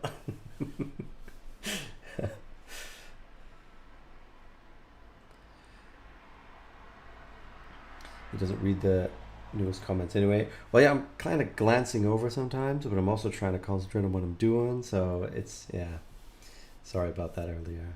Somebody says, super chat. I don't have monetization enabled on my channel because I do this in my free time. I don't have an upload schedule. I can't guarantee content, so I don't want to involve money in the YouTube channel until that point. And the moment money's involved, people start expecting things, and I don't want that extra stress, if I'm super honest. So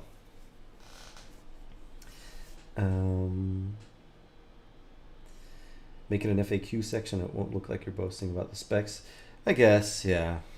I guess I should really get my YouTube game in order a little bit. So yeah. I thought you forgot about the loophole series. It was so long you did it. No, I haven't forgotten about anything. I haven't forgotten about weird shit because I've got an idea for that. I haven't forgotten about loophole because I've got an idea for that. I have a baby in my life now, so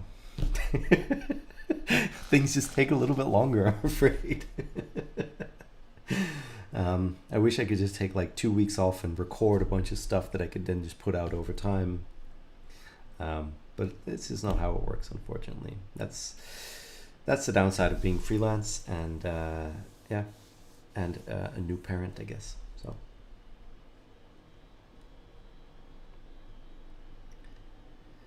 is there any way to preview an Olympics animation smoothly and only use them a couple of times? So I think one of the reasons this is not smooth is if I turn this off, will it then go smoothly? Generally, if you have your Alembic on a fast drive and it's not too big, it should play back instantly. So I'm just going to open a new scene file because something might still be going on in the back. So what happens if I bring it in here? It's still having a hard time. That's weird. Generally, it's pretty quick to display. It all depends on the speed of your drive that you put it on. Basically, if you put it on a really slow mechanical drive, then it's going to be super slow. Obviously, speed plus the amount of polygons in the mesh that you're bringing in. If it's quite a lot, then it's going to slow down no matter what. But I've had Alembic caches that play like 30 frames a second, no problem. So your voice is so calming for a live stream, it works out pretty well. Well, I appreciate that. I don't know. Thank you, I guess.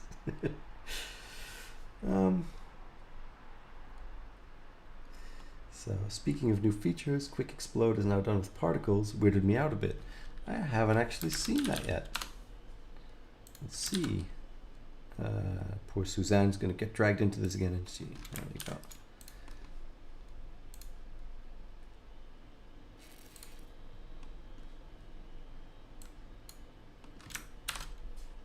Does anything happen? But hasn't it always been with particles? Because the explode modifier needs particles, I believe. As far as I know. That's how it works. It just grabs a part of the mesh with a radius from a particle. Because I don't think I've ever used it before, but as far as I know, that's how the explode modifier works. So.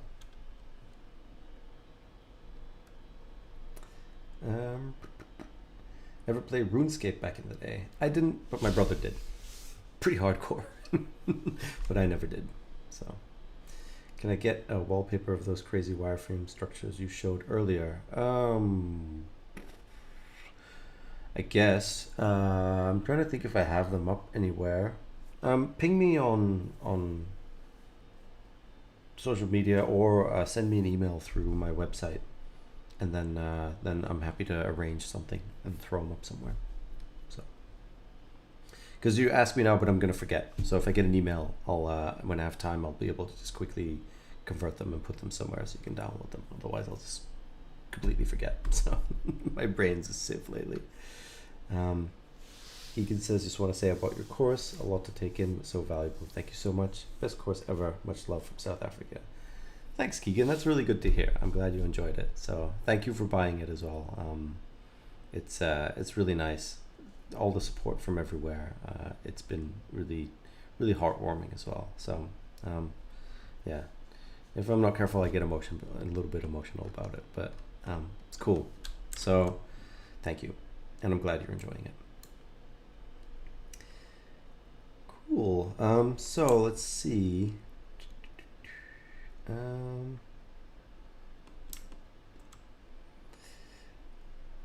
I guess if there's any last question, now is the time, but otherwise I'm gonna start wrapping up. So not what I used last time. I cut into small pieces and stuff like that. Didn't know about the explode modifier.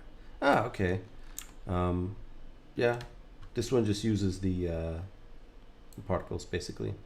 So it just grabs parts of the mesh, sticks it to a particle, and then that's it. Cool.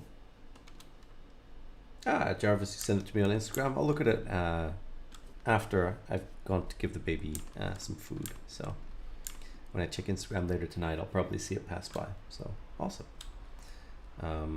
Yeah, change view. Really, we're still talking about the explode modifier. So nothing we weren't doing before. Cool. Okay, so I think that's it for tonight. So thank you to everybody that joined.